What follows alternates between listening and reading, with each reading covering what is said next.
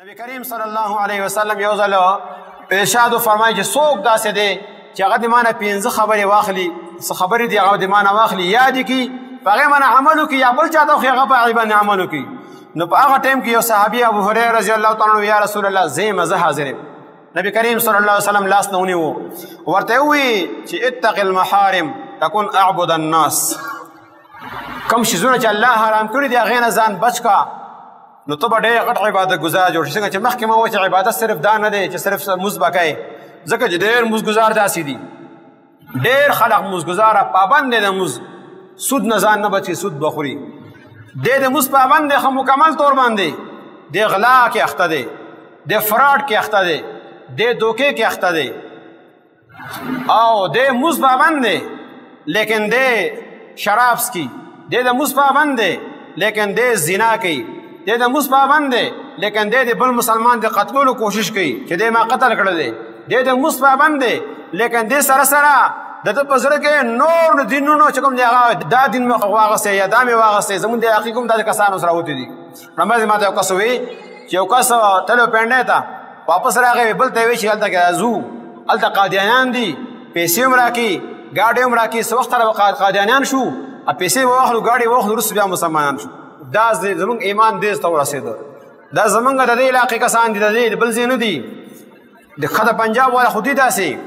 زمونږ په دې علاقو کې اوس هغه خلق پیدا شي چې قادیانت به اختیار کړو، یا به مونږ یهودیت اختیار کړو، یا به عیسایت اختیار کړو، لیکن مونږ له پیسه پکار ده. پیسه نبی کریم صلی الله علیه وسلم فرمایي چې د حرامو شیزونو نه ځان بچ کا، د حرامو نه ځان بچ کا، پس ته به عبادت گزار جوړېږي.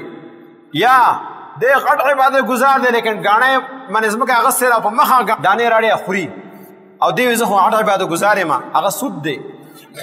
او ورته وایي په هغې باندې مخکې دلیلونه پیش کوي، پکې به دا هیلې بیا جوړوي چې دا خو نه ګاڼه خو حرامه نه ده، ګاڼه حرامه نه ده، ګاڼې نه فایده اخیستل حرام دي. او ته لګیا یې پیسې دې ورکړ دي 1,00,000 روپۍ، او هغې نه وروستو 10 کاله 15 کاله ځمکه خوري، دا په څه قیمت کې ته خوري؟ تا له خو ستا 1,00,000 روپۍ واپس میلاویږي، دا تا چې 10 کاله ځمکه وخوړه په څه باندې دې وخوړله؟ نو د حرامو نه ځان بچ کا. نبي علیه الصلاة وسلام فرمایي پس عبادت گزار جوړېږي. او دویم شی دا دی ورض بما قسم الله لک تکن اغنى الناس. الله چې کوم شی تقسیم کړ دی تا له راکړی دی په هغې باندې راضي شه، مالداره به جوړ شي. او که نه بل ته ګوري، همیشه اوچت ته ګوري، نو هغه څه یو ګاډی دی تا څخه نشته، ته وایي ما څه کوم دا شان ګاډی راغلی دی. که هغه بیا تا څه ګاډی میلاو شو دی هغه تا نه ښه دی، ته وایي دې نه ښه ما ته میلاو شته دی، دنه شان د نوکران ما څخه راغلی، د شان د ځمکه ما څخه راغلی، د جایداد ما څخه راغلی. نو دا ته مالدار نه جوړېږي. کوم شی د الله راکړ دی په هغې باندې راضي شه. الله تبارک وتعالی محبوب فرمایي ته به بیا مالداره جوړ شي. واحسن الى جارک تکن مؤمنا. او خپل ګاونډي سره ښه سلوک کوه، کامل مؤمن به جوړ شي. حدیث پاکې دي والله لا یؤمن، والله لا یؤمن، والله لا یؤمن. زما دې په الله باندې قسم مؤمن نه دی، زما دې په الله باندې قسم مؤمن نه دی، زما دې په الله باندې قسم مؤمن نه دی. قیل من یا رسول الله، یا د الله رسوله څوک دی؟ هغه چې د هغه د تکلیفونو نه شرارتونو نه ګاونډي محفوظ نه وي، دی مؤمن نه دی. سوچ وکړئ څوک داسې دی ګاونډي باندې لار بندول، ګاونډي ته وباړول، ګاونډي ته نقصان رسول. دا د هر کس دا کوشش کوي چې ما ته نقصان ورسولې. دا مسلمانان دي، داسې مسلمانان کامل مؤمن کې جوړېږي. نو خپل ګاونډي سره ښه سلوک کوه. نبی کریم صلی الله علیه وسلم تعالی ضمانت راکوي چې ته کامل مؤمن یې، او ګاونډي سره د ښه سلوک نه دی، نو نبی علیه الصلاة والسلام تعالی د دې ضمانت نه راکوي. بیا او څلورم نمبر واحب للناس ما تحب لنفسک تکن مسلما. خلقو لپاره هم هغه شی خوښوه چې کوم ځان دپاره خوښوې، نو ته به کامل مسلمان جوړ شي.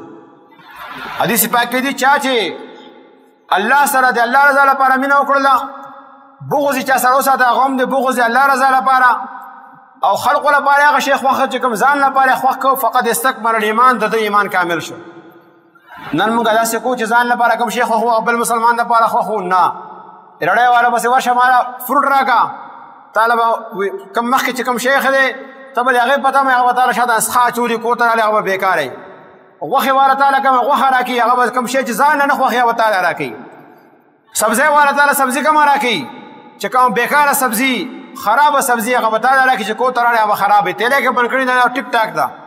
بیا ټول وي مونږ د دې قلا کسان ته ویو مونږ لاړو نو مخکې راځي مونږ دوه یو قلا کس اغوستو والا هم د قلا والا دی خسرو والا هم د قلا والا دی یو شی مونږ واغستو او هغه دا 2 کیلو دی 2 کیلو پیسې واغستې د ځینه مونږ نه واپس مونږ لاړو بل ځای کې مونږ ته هغه یو نیم کیلو واغشي یو نیم کیلو په هغې کې فرق و دا د دې زموږ مسلمانان یو نو داسې کسان چې کوم شی ځان لپاره خوښوي بل مسلمان لپاره خوښ که پسته به کامل مسلمان جوړېږي او که نه بل لپاره چې زه فراډ دوکه ورسره کوه څه شانته روپۍ زما جیب ته راشي که تاسو په روپو باندې سکون ممئ والله بالله تالله راته وایم چې په روپو کې سکون نشته دی هېڅ چاته به هم سکون ونه ومئ اگر چې تاسو ځان له غټه غټه بنګلې جوړه کړئ اگر چې غټه ګاډي وي هېڅ چاته به سکون نه راځي څوک پورې چې د الله په دین باندې عمل نه دی شروع کړی او فإن كثرة الضحك تميت القلب ډېرې خندا سره چې کوم دی هغه زړه مړ کېږي دا زړه ژوندی وساته د الله نوم سره دا الله هلاکي او دا ژوندی وساته او دا دنیا کې هم ژوندی وساته قبر کې هم دا ژوندی